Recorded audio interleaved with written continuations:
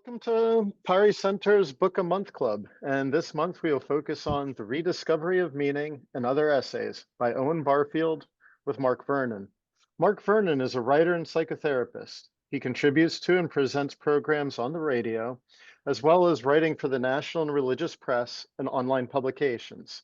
He also podcasts, in particular the Sheldrake Vernon Dialogues with Rupert Sheldrake, gives talks and leads workshops. He has a PhD in ancient Greek philosophy and other degrees in physics and theology. He's the author of several books, including A Secret History of Christianity, Jesus, the Last Inkling, and the Evolution of Consciousness, which in part explores the work of Owen Barfield, and Dante's Divine Comedy, a guide for spiritual journey. I will now hand it over to Mark.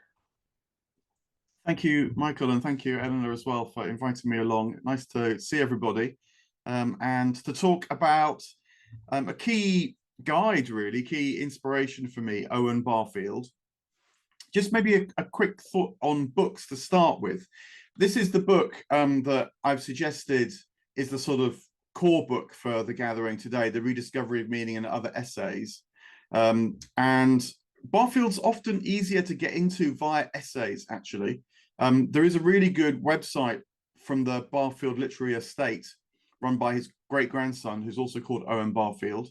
And so this is an early collection of his essays, and you can dip in and get a sense of him. As ever, you know, with all writers, it's always worth trying to read the original.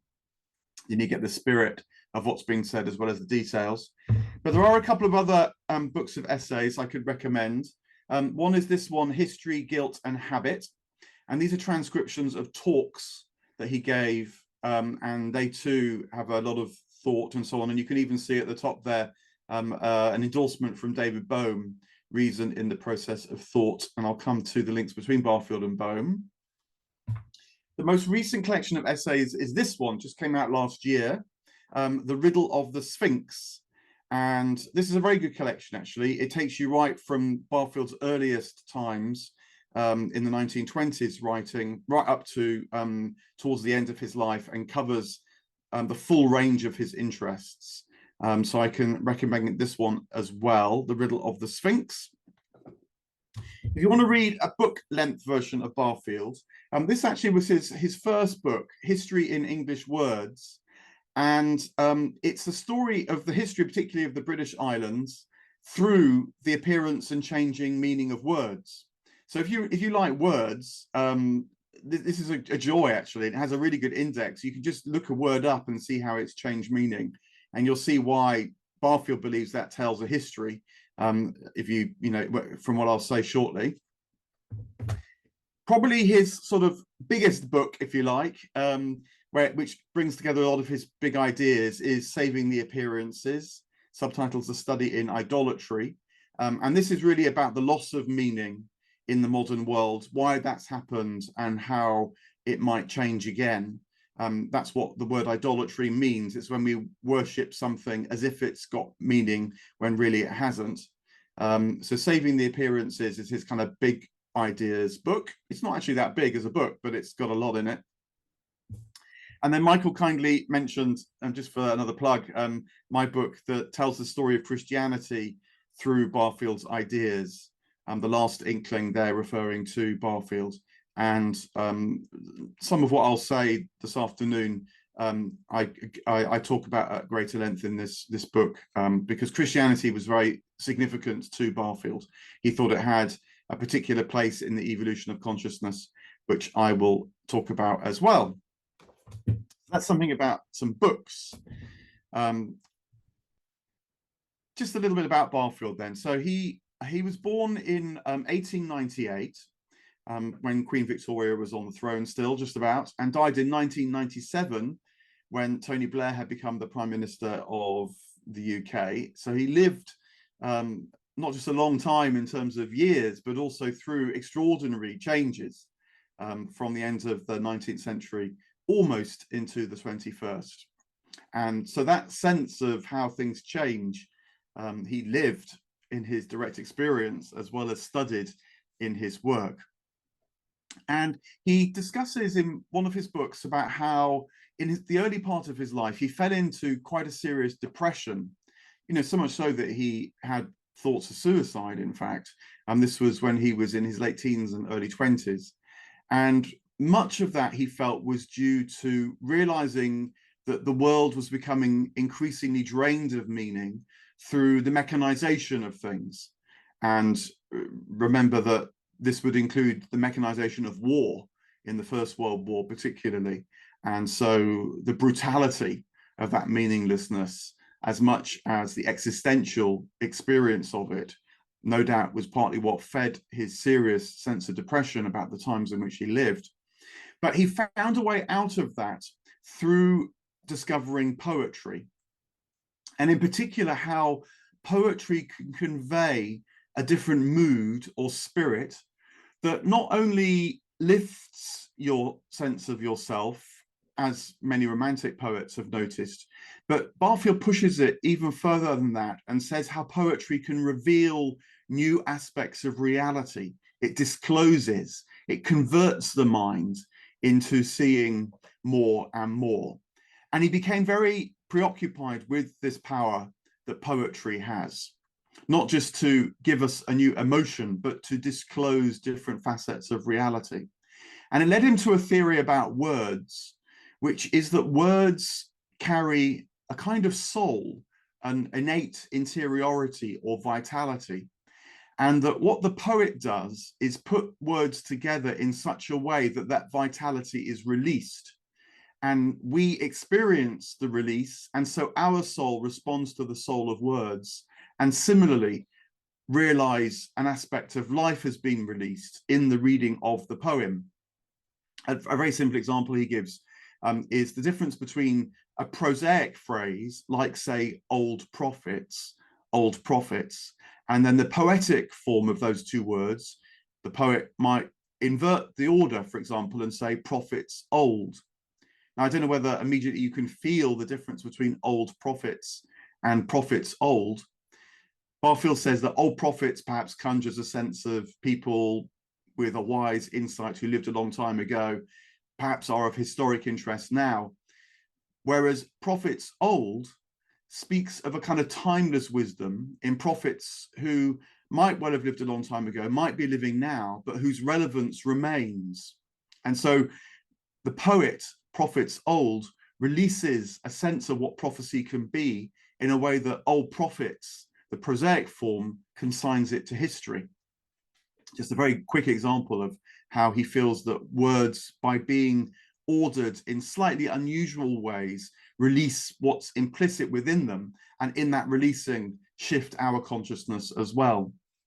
So this led to then an interest in philology, in the history of words and how they've changed meaning. And he developed a theory from that about how words become fossils of consciousness. If you track how words have changed meaning over time, then you can track how human consciousness has changed over time as well. And then you can put together a theory of the evolution of consciousness.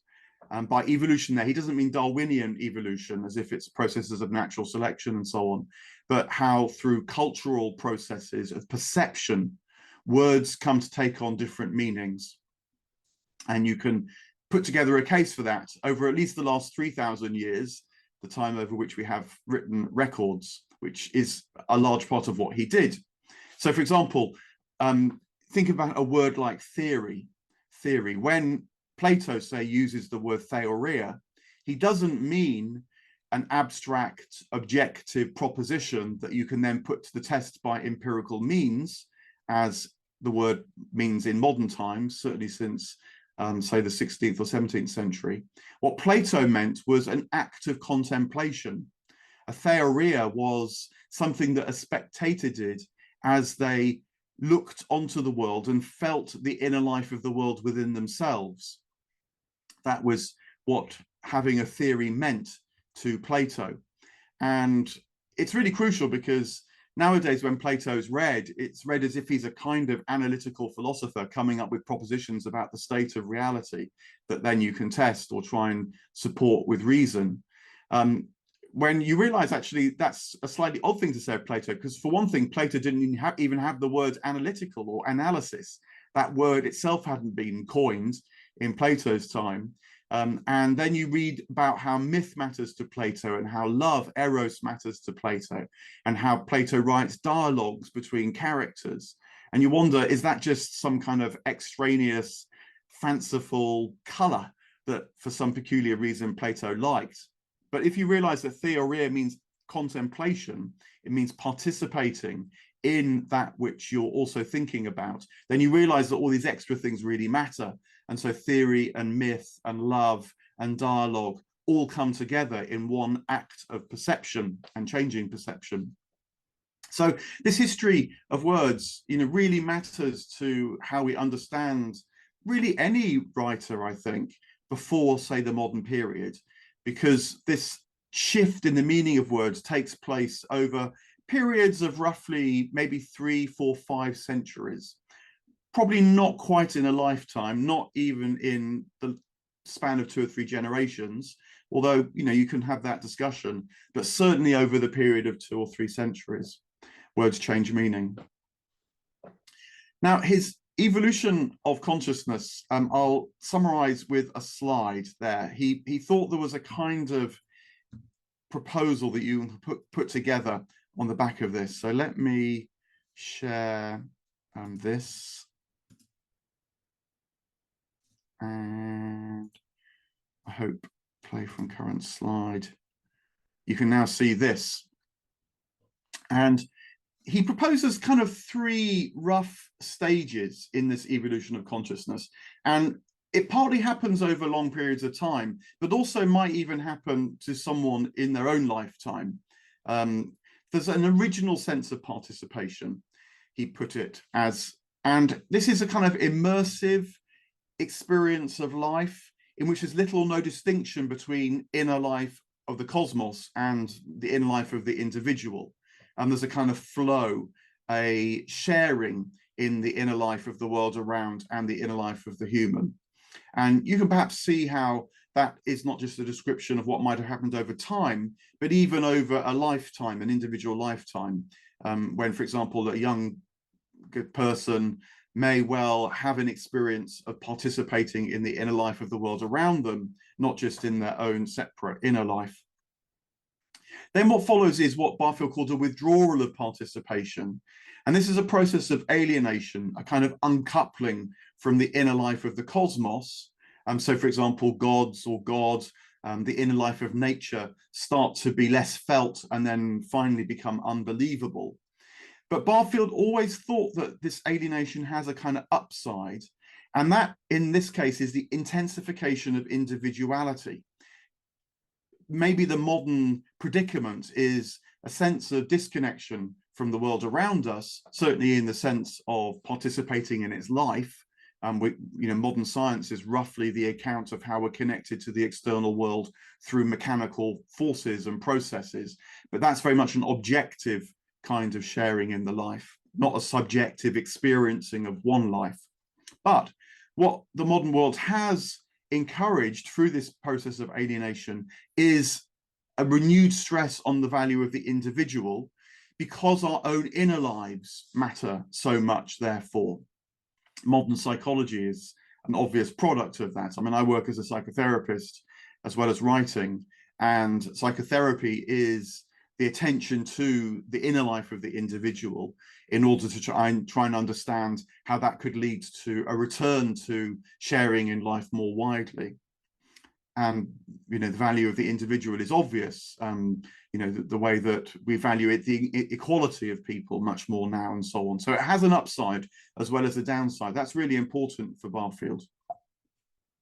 And then finally, there's what he called reciprocal participation, or more commonly final participation.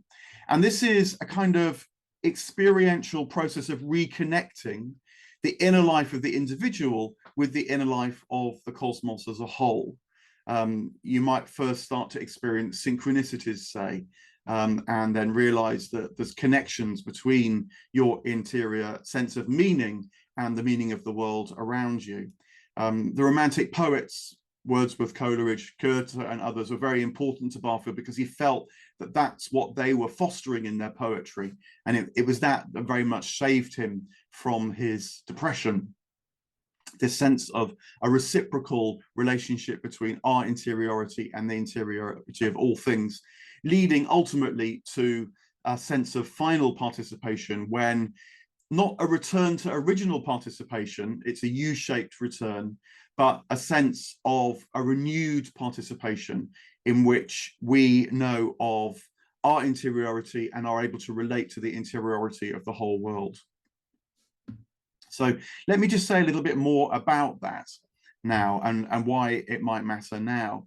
In the book, The Rediscovery of Meaning, one of the essays is called The Rediscovery of Meaning, and it unpacks this in some measure.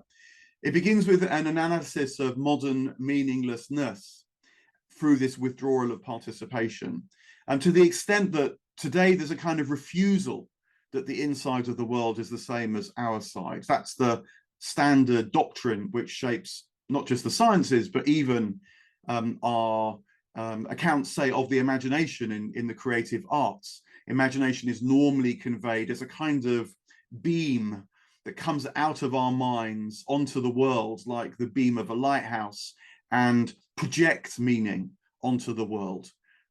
Whereas Barfield wants to argue that actually our imagination is a sharing in the imagination of the whole world, and that when we find meaning in the world, it's because we realize that connection, not because we're generating meaning from our own efforts, which would be the modern notion. And this sense, therefore, of a withdrawal and the meaningless of the modern world goes hand in hand with the discovery of the intricacies of the modern world, with the advances of the sciences, because the sciences depend upon this objective study, you know, the empirical testing of theories in the modern sense. And that has a very powerful potential, not least in the manipulation of the material world into the creation of technologies.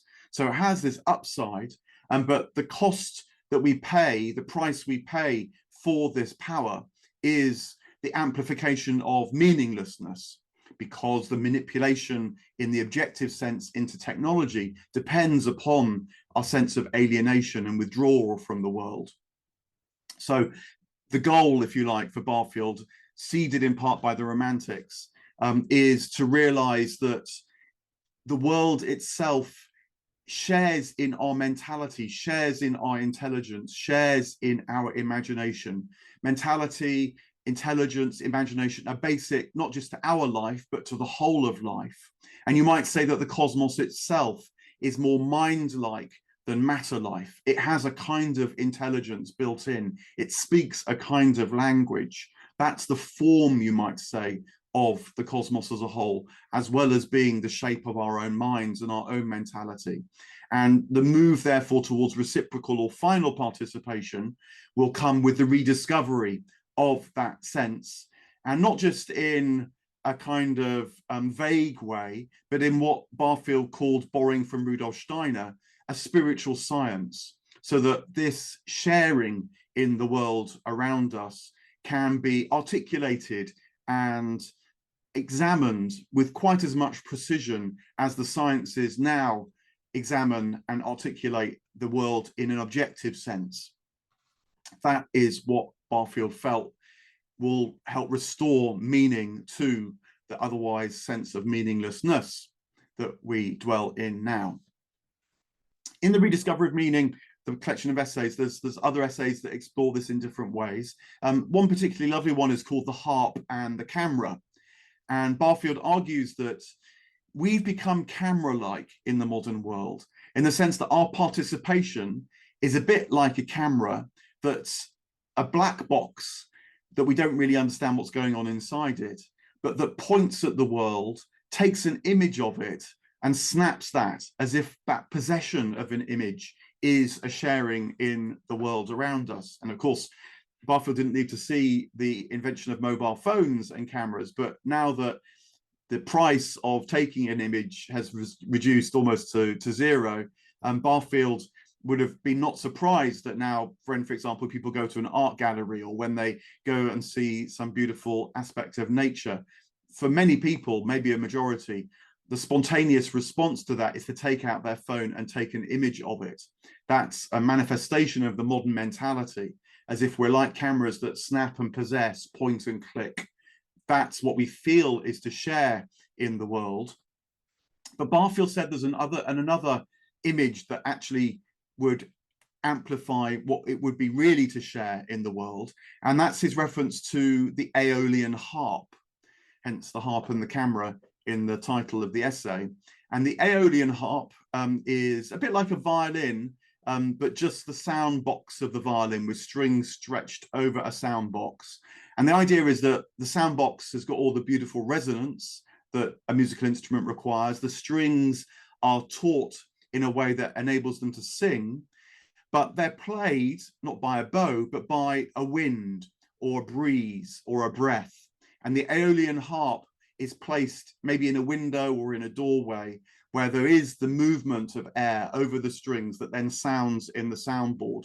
And he said that's another way of understanding our participation with the world, which he would want to foster in distinction to the camera, because there is an activity that we have to engage in to share in the world, like the Aeolian harp has to be, a well-tuned resonant sound box and a well-tightened set of strings. We have to, as it were, tune ourselves to the facets of reality that we've lost touch with. But we also have to place ourselves in the world in the right way, much like the Aeolian harp has to be placed in the window frame or in the doorway in order to receive the wind, which Barfield knew, and maybe you do as well, in the ancient languages, say, such as Greek and Hebrew and Sanskrit.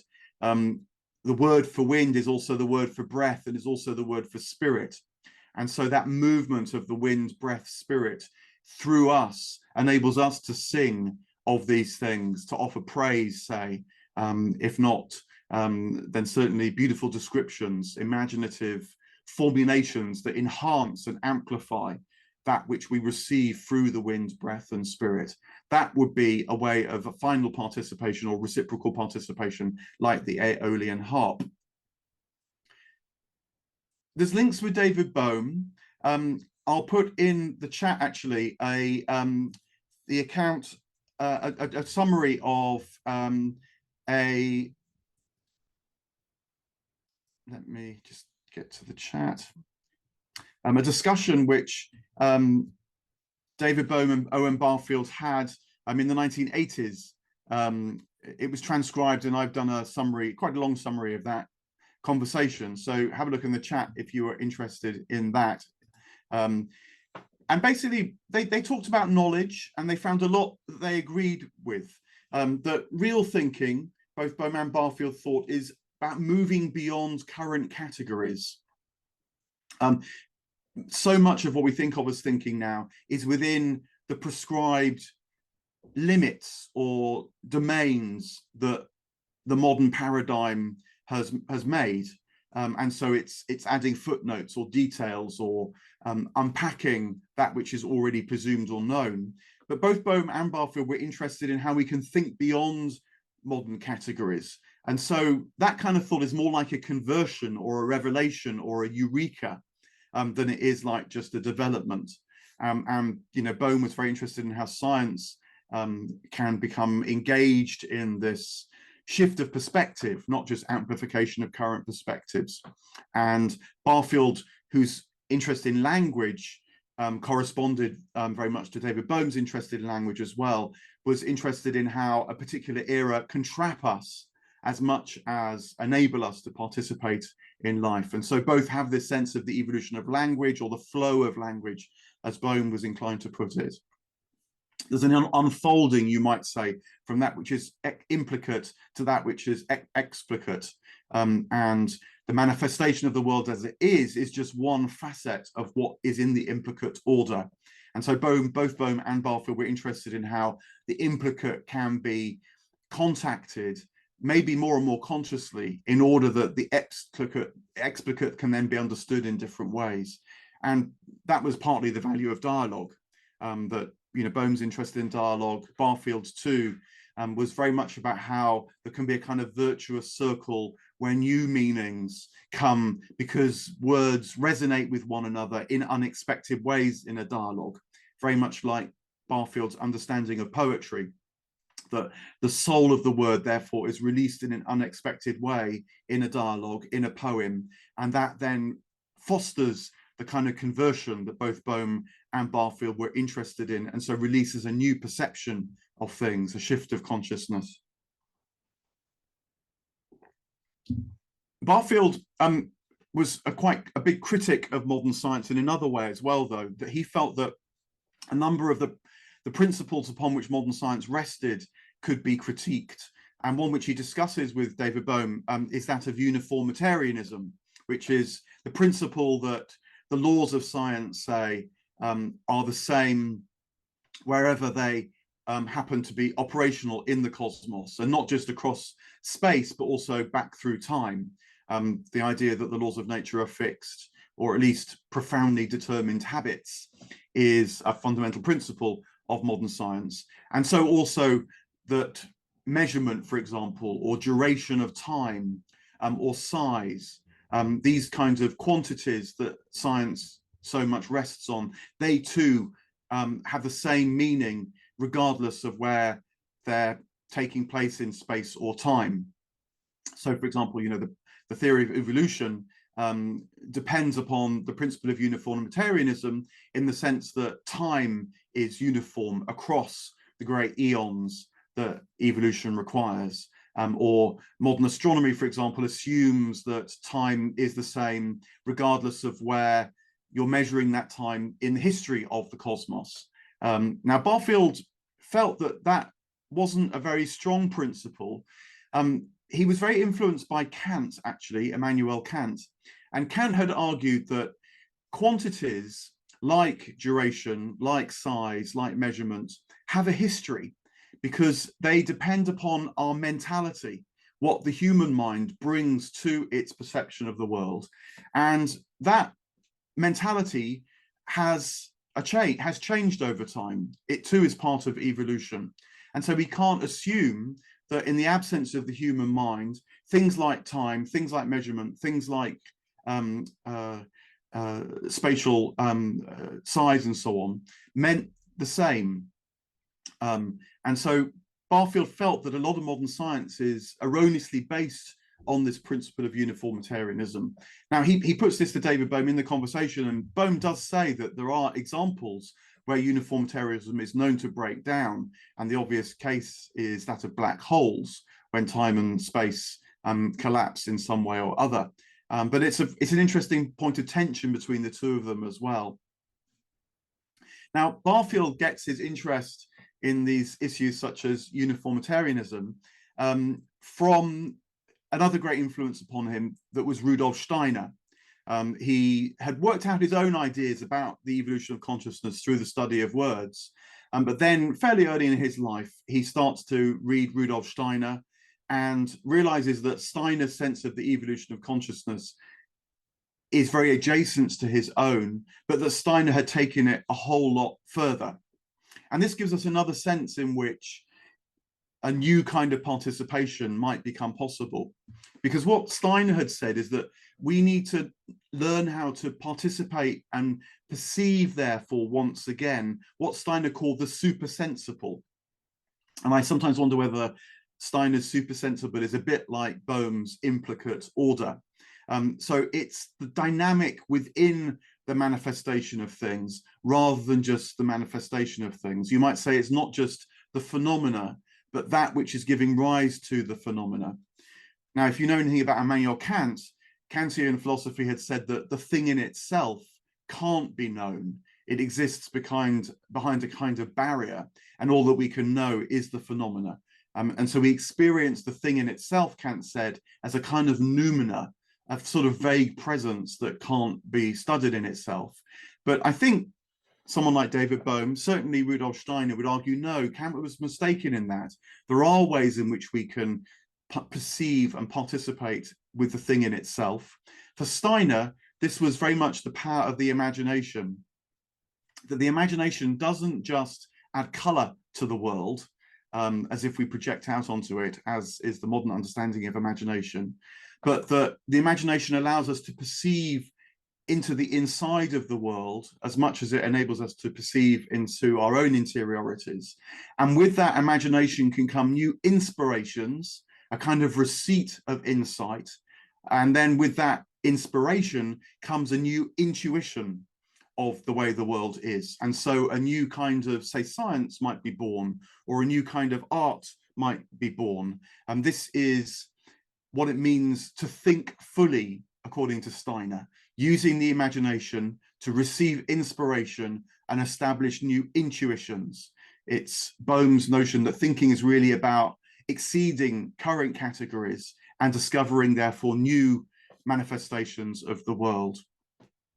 The eyes of the imagination and intuition matter quite as much as the analysis of the mind.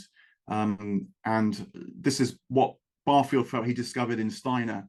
I think it's a bit akin to another ancient idea that the Romantics got onto, which is the difference between natura naturata and natura naturens. This was a medieval distinction. Natura naturens is nature, as you can hear the word naturata, as it's worked out.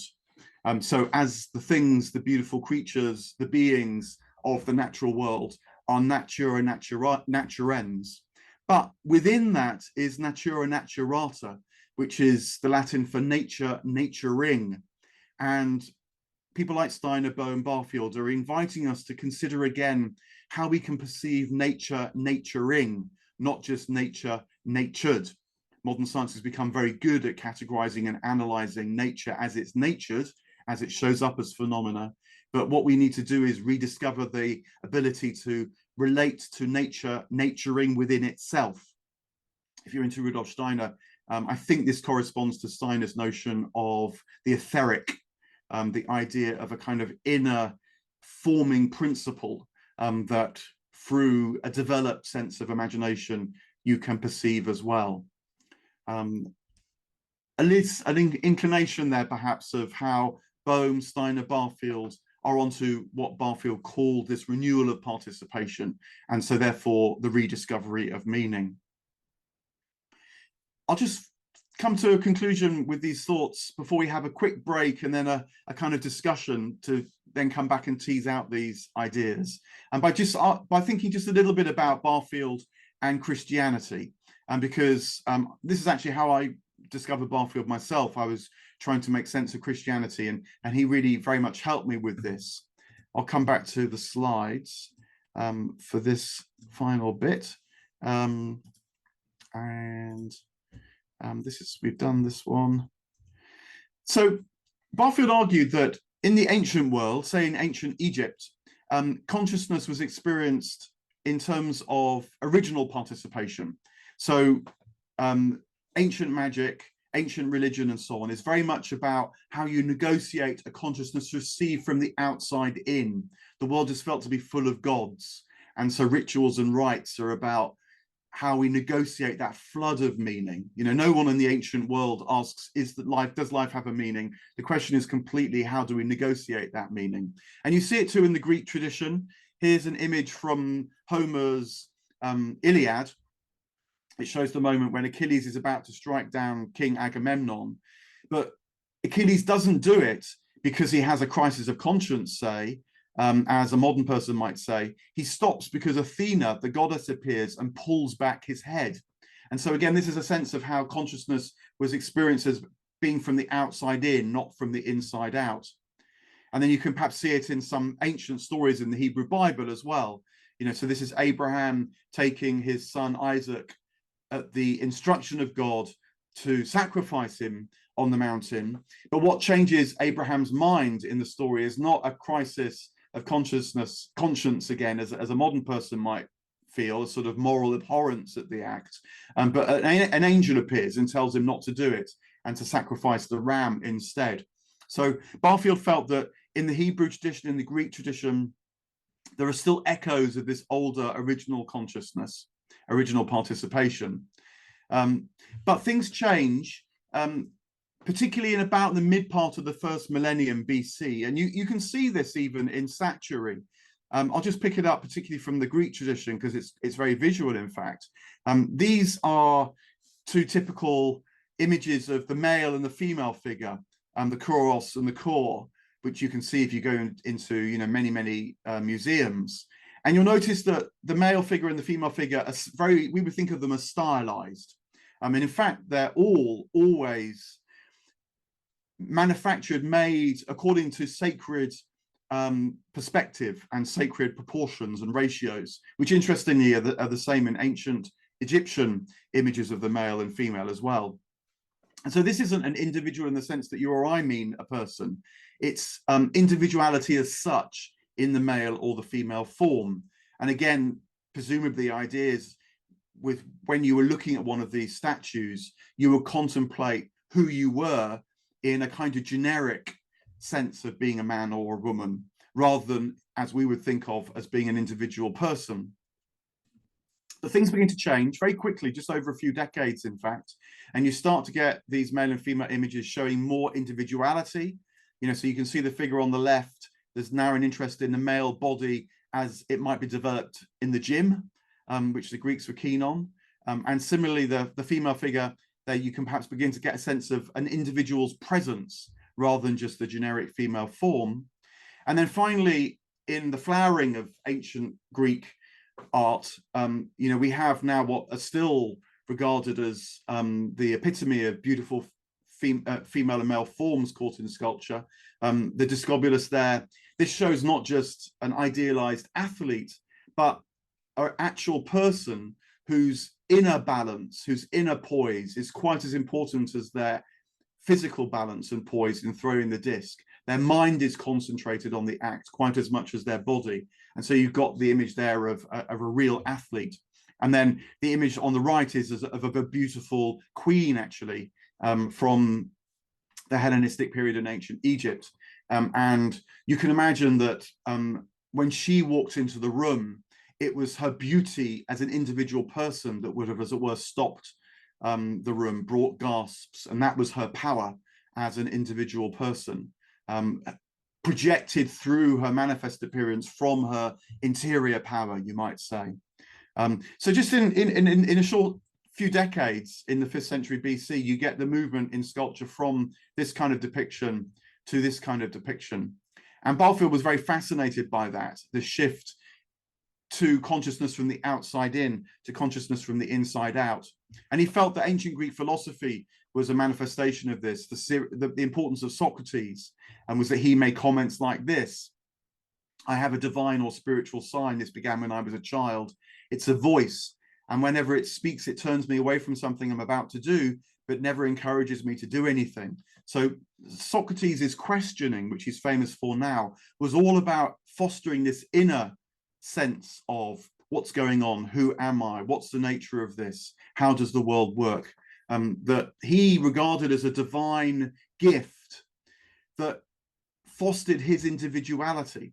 So unlike Athena, who pulls back Achilles' head and tells him what not to do, this is an inner voice that fosters a dialogue with Socrates in order to get dialogue that enables Socrates to step into his activity in the world, encourages him to work it out for himself rather than just be told, a bit like a robot.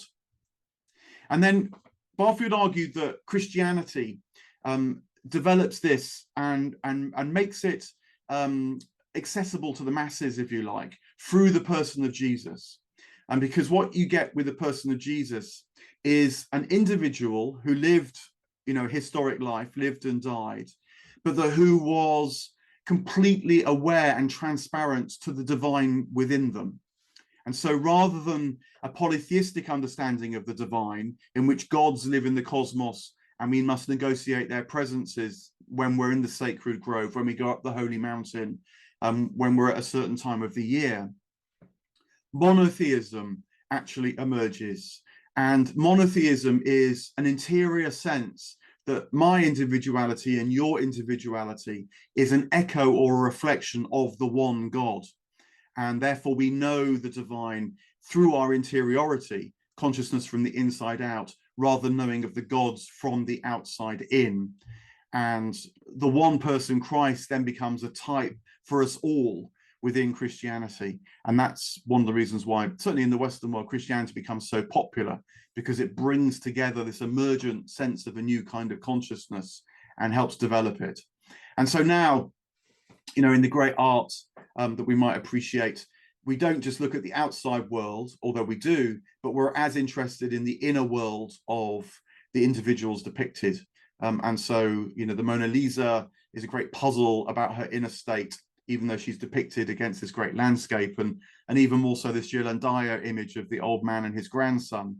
There's the poignancy of this moment of the meeting of two individuals, which is set against the passage of time by the image in the window with its winding road and distant mountains. That is very much the kind of puzzle of the modern world that begins to emerge in the Renaissance, Barfield argued. So let me just come back to my notes, make sure I covered all that I wanted to say. Yeah, I think I'll draw a close there. I've been talking for about 3/4 of an hour. We've got an hour and a half in total. And what I thought we'd do is maybe have just a 5-minute break to stand up and stretch the legs, and then come back at 10 to the hour. And then I think Eleanor will be able to put us into just breakout rooms for 10 minutes to chew the cud a bit on what I've said. I hope it feels like quite a lot what I've said, because have a discussion amongst yourselves for 10 minutes or so. And then we'll come back as a whole for the last half hour ago or so on the hour for questions and I hope the amplification or development of these ideas from the rediscovery of meaning. So look, have a 5-minute break now. Come back at 10 to the hour, and then we'll have 10 minutes in breakout rooms before coming back for a final half hour. Perfect. Thank you. Thank you, Mark. Well, our group got into a discussion, and I'm deeply involved in this topic personally. Was there any connection between Barfield and Jean Gebser? Yeah. Not that I'm aware of. I know that there's similarities in terms of a sense that consciousness evolves. You know, so Gebser has his own schema, which is, you know, roughly from sort of mythological and those kind of immersive participative notions through a kind of metaphysical or religious experience of the world to the mental consciousness structure, I think he calls it. And then are we on the sort of cusp of a new kind of consciousness, which would be some sort of synthesis or precipitation from the mythic, the religious, and the mental. When you get really deep into Gebser and Gebser's life and what Gebser was a poet, and so much of what he wrote was about language, the transformation of language. And when you get into it that way, it looks more and more like Barfield's work, as a matter of fact. I think there are differences. I think that one difference, there are similarities. I'm not denying the similarities, this sense that somehow our perception of the world changes. But one difference would be that Barfield, this U shape is very important to Barfield, that it's much more, you know, in T.S. Eliot's famous line that our end will be our beginning, recognized for the first time, rather than a more emergent notion, as if it's linear. So figures like Gebser and others, maybe Teilhard de Chardin comes to mind as well, they have a more linear sense of things, whereas Barfield, his favorite shape is this U. Right. And so there are differences as well. Thank you. Great. Thanks so much, Alan. And Mark, we've got Veronica in the queue. Would you like me to bring her in? Yeah, thank you very much. Thanks for waiting, Veronica. Oh, hello. Thank you, Mark, and everybody. Our group discussed the potential to go beyond individuality towards shared meaning.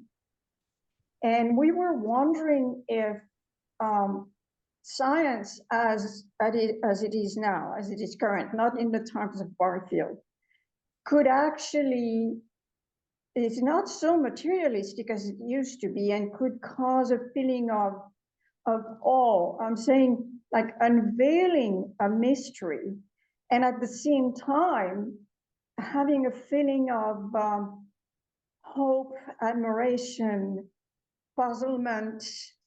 I guess you see what I mean, because science is not as objective, it's also very subjective. Yeah. So I wonder if you could talk a little bit to that effect, because science has changed and could, in fact, unite us through this a major discovery. Not Yeah. just in life, but something, not UFOs, but you know. Yeah, I mean, maybe there's two parts, at least to the question there. Partly is this unifying principle of science.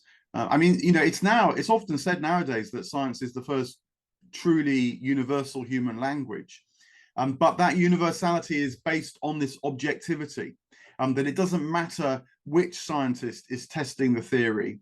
The point is the theory is put to test. So there's a kind of ambiguity there, that there is a universal nature to science. You know, science is done in all the countries of the world, you know, whereas Taoism would be more practiced in China, whereas Christianity and Sufism would be in North Africa, you know, so that's not, that religions, they're very widespread, the world religions, but they're not, at least in the terms of the way they're practiced, a universal language. You can ask whether there's a perennial philosophy under them all. Personally, I believe there is. But science, even at the surface level, is a universal practice. You know, scientists from any part of the world can contribute to the scientific discussion. But it's based on this sense of objectivity, and therefore a sense of the distance from the world, that put the individual, the personal, is taken out of it, as it were, and that's how it works. In terms of the other part of your question about you know, science changing, I think that's absolutely right. I mean, I think it is one of the strange sleights of hand that scientists, certainly in the popular mode, you know, when they're speaking on television or writing popular books, it's as if science doesn't change. I mean, I did a physics degree myself in the 1980s, and I don't know, all the standard features of physics now weren't even discussed back then. You know, so I don't know, string theory, for example, no one thought to mention string theory back then. And the fixed results of physics, like the Big Bang in the 1980s and 90s, are now being widely questioned. So science definitely changes. And I think one of the most interesting areas in which it's changing right now is in terms of biology. I think it's just beginning to come to popular consciousness that the so-called neo-Darwinian synthesis, of which the most famous account was given by Richard Dawkins in The Selfish Gene, now just doesn't really exist. And all sorts of very fascinating elements that were excluded from the neo-Darwinian synthesis are starting to be discussed very widely. So, for example, that there might be teleology, directionality in life processes, that notions such as trust, even cognition, the idea that life at all levels, from the protein level through the cellular, through the organism into the environment as a whole, might carry a kind of intelligence that's quite as active in evolution as the blind processes of natural selection. You know, that is now widely discussed in biology. It's not yet emerged, I think, much into public consciousness. We need new metaphors in a way. You know, part of the success of The Selfish Gene is that the metaphor is so powerful. What would be the new metaphors of the new biology, which is multidimensional, as much about intelligence as it is about machine? Yeah, I think that is that's though just beginning, I think, to come to the fore. You know, so in discussions of, for example, personalized medicine only makes sense when the individual organism and their the way that they work matters quite as much as the phenotype as a whole. And I think that maybe pressures like that and will start to change the public discussion of things like biology. Thank you so much, Mark. Thank you. Thank you so much, Veronica. Thank you, Mark. June, you're next in the queue, actually, if you'd like to jump in. Oh, thanks, Michael. Thank you. Hi. Thank you, Mark. I wanted to tell you I absolutely loved this book, sharing and your presentation of it. And the reasons are the clarity that you bring in something that's rather nebulous. It maintains that kind of, like, I just read somewhere this quote, "Do clouds ever disappear?" And so it's that sort of intuitive, imaginal insight space. But I couldn't help but, with all that, did I miss why it's shaped as a U? Yeah, no, thank you. I didn't quite explain that. It's really, at the end of the day, because Barfield is a theist, and he's very influenced by Neoplatonism, for example, which would see all that exists as emerging. Well, actually, emerging is not quite the right word, because in the context of Gebser, emergence means something else, but emanating would be a better word, perhaps, from a kind of original one or source, a wellspring, and that the whole of creation, therefore, is a sort of expression of the love of the creator, would be a Christian way of putting it. And that we're as many refractions or reflections of the one light. That would be a Sufi way of putting it. And therefore, it's a you because there's a sort of movement from the one to the many and then back to the one again. But the one, its brilliance kind of amplified or celebrated in the many, as many reflections of the one. So Barfield is, he is a Christian, he is a theist, and that Neoplatonic language of emanation makes very great sense to him.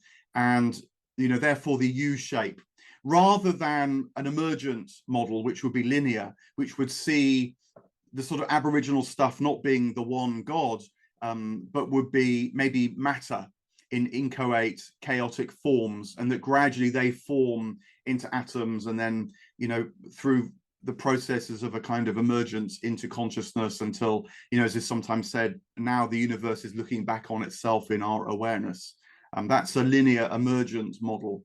Whereas the Neoplatonic, which influences Christianity, Sufism, many other wisdom traditions, particularly in the West, and I think you find parallels in Vedantic traditions of India, would see everything always already as an emanation or a manifestation of the one, and that the many therefore seek to return to the one, and hence the U shape. If I could just follow up with the monad, the atom and the monad, that was Leibniz's also with, so I guess I'm curious, is there a lineage of thought from an ancient monad to a Leibniz through, there's all these cycles of science and math that seem to metamorph the U. So in other words, let me make this so my question would be, in cymatics, there's a circle, and it goes through all the Hertz frequencies of a visual, spatial, space-time fluctuation through a fractal patterning. And then at the very end of that Hertz frequency, it cycles back literally to the circle again. So I'm curious if the U is something that's your immanence, or if it was Barfield's immanence, and could it possibly potentially be a circle or spiral dynamic, bioluminescent? Thank you. I think that these, there's people who are interested in consciousness shifting. There's a variety of models available now, and you mentioned spirals and so on there. I think that Barfield would be different from that. You mentioned Leibniz's monads. That model is that the fundamental unit of everything are these many monads, a kind of atomic model. And that what you have then is the challenge of what's sometimes called the combination problem. How do these many discrete units add up into, not into many things like an assembly of parts, but were made of many atoms and yet have an integrated whole. And so how the many become one in that sense is a problem. It's not a problem in Neoplatonism because the one is the prior entity within which the many are held. It's a sort of top-down model, as it were, rather than a bottom-up. But you know, there's different models, and spirals are sometimes referred to.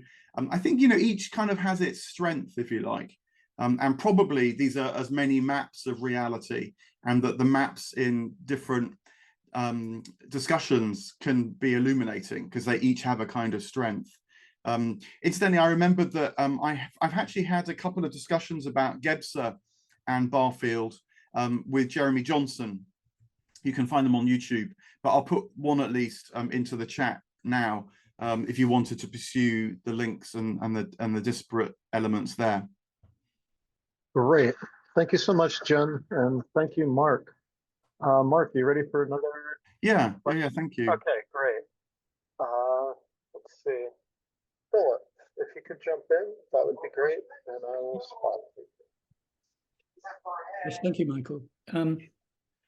Yes, I'm speaking from Forest Row, where Owen Barfield lived for the last 30 years or so, I think, of his life. And I want to return to the question of science, the kind of problem and potentiality of science, which as I read it, is really a main theme of his essay, Barfield's essay, The Rediscovery of Meaning. He begins with really lamenting the sense of meaninglessness in the middle of the 20th century when he was writing. And he asks later on in the essay, is there any way that science, without losing its exactness and all that it's kind of come to through the precision of measurements and analysis, without losing those, liberating itself to a further awareness? And what he brings in then is Goethe's approach to scientific inquiry. I think he mentioned Steiner at the very end. I'm not sure if it's in this one, but it's mainly about Goethe's approach to scientific discovery. I'm saying this partly because I have a little plug to put in, which is that this Friday, for Scientific and Medical Network members, our virtual bar is going to be on Goethean science. I'll introduce a conversation about that. And for those who remember, you're welcome to join that. It starts 2.5 hours later than this one started, 7:30, I think, UK time. But the thing about Goethean science is, for me at least, it really reintroduces a sense of meaning where I personally felt almost a depressing loss of meaning at the end of my medical training. And when I went into junior hospital jobs, which were exhausting, a real sense of loss of meaning. And through discovering Steiner communities, but then through that, Goethe's approach to scientific inquiry, that it really brings back a sense of relatedness, contextualizing, the interreliance and the interfluence of all that we live in and all life. This overall, much more of a sense that there is a purpose to this, and a beauty and a meaning to it. So I really recommend looking into Goethe's approach to natural science. There are many great Goethean scientists in the 20th century, most of them actually inspired through Rudolf Steiner's interpretations of Goethe. So I'll leave it at that, but Mark, perhaps you have something else to say to that, to Goethe's approach to scientific inquiry. Yeah, thank you for that. And I'm actually, Ian Wilson has got a new biography of Goethe out, which is rather a good read. It doesn't just deal with the science, or at least actually doesn't really deal with the science so much. It's more about Faust and the literary poetic output of Goethe. But he's, certainly presented as a very seminal figure, not so well known in the UK, mostly because, of course, he wrote in German, but very influential on Barfield directly and indirectly, because Steiner, of course, was working on Goethe's scientific output in the early part of his life. He got the job for organizing Goethe's scientific output. And so I'm sure that Goethe played a big part in Steiner's development as well. And so whether directly or indirectly, Goethe is very much in the Barfieldian mix. The obvious comment to make is the stress on the imagination, and the imagination is a truth-bearing capacity that we have. It brings insights to us It's not just a kind of private capacity that comes up with various possibilities and tries to sort them out. And I think you're right that this actually plays a much bigger role in science than is often acknowledged. I mean, you mentioned there in particular, explicit followers of Steiner.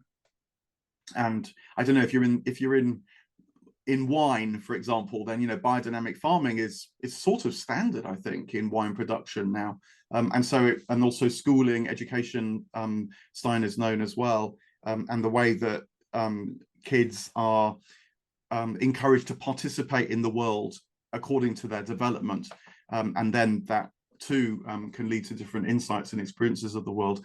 But I think romantic science more generally, not explicitly Goethean or Steinerian, really is closely associated with all the great evolutionary changes in science. I mean, if you read Einstein, for example, on the imagination, he's very clear that imagination is not just this optional extra, but is the very source of scientific insight. And he believes it's been given to us in order to understand the world better.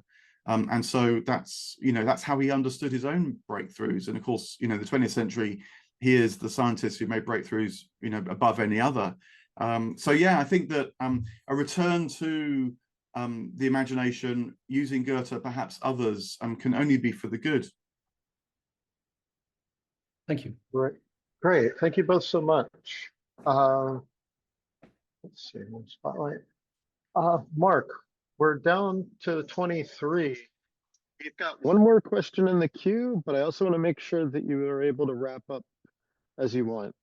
Should I bring Chris in, or? Yeah, please. Yeah, and okay, that's absolutely fine. Okay, I noticed there's a Chris. question about Dante in the chat as well, and I can't resist a question about Dante. So let's have Chris and Dante, and then see where we get to. Perfect.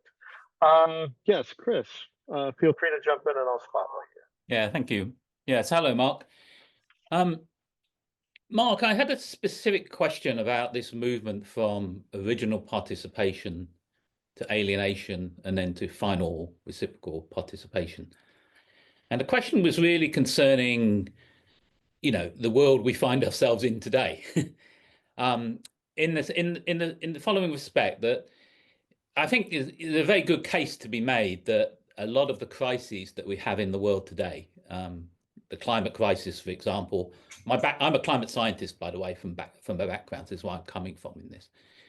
The loss of biodiversity, and indeed many of the ways we treat each other. None of those things would be happening if we really deeply felt the interiority of nature, of the world, of other people. They wouldn't be happening. Now, many people recognize that, we need a change of values, we need a change of worldview, and yes. But as you said, in relation to words, these things take a long time. That changing. So one of the things that I've been very struck by with Barfield, my interest really stems from this, because it seems to me we need a change of values. We do. But that will come from a change in consciousness. And that it's also got to, in a strange way, be collective. This is the question I'm really coming to. Maybe changes in the past could happen in small groups here, and they gradually spread, and then over a few centuries, they became the worldview. But the strange situation we're in today is it needs a collective change in consciousness. That's what it feels like. It needs something that's bigger than a few individuals.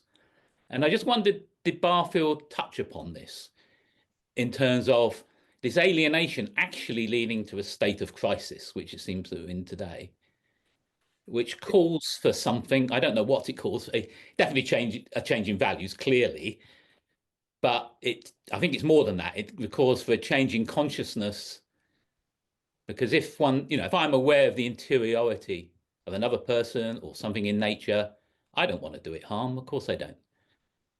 So did Barfield have anything to say about this crisis aspect that arises from alienation?